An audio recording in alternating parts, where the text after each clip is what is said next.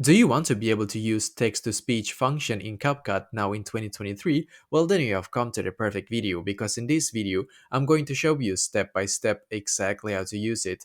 But it is very important that you do watch this video and follow along step by step for it to work, just so you know. And the first step is going to be quite simple. We need to, of course, firstly come to our CapCut app. And as you can see, I'm currently on my CapCut app right here. Then click on Edit in the bottom left corner because then you should be taken to this page right here. What I'm going to do now is to click on new project in here. Now I'm just going to select a random like photo in here. As you can see, just to demonstrate to you, I'm going to click on add in the bottom right corner because then I should be taken to this page right here. As you can see, what I'm going to do now is to click where it says text. So click on text. Now click on add text in here. And now I'm just going to write something random like welcome to this photo, for example.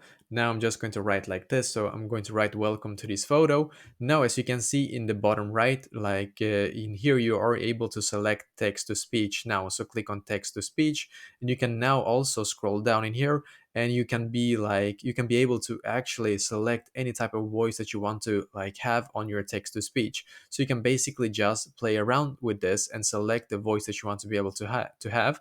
Now, when you're done, just click on like this one right here. As you can see, welcome to this photo. Yeah, I just got that like a person that's saying this. We can start playing this photo.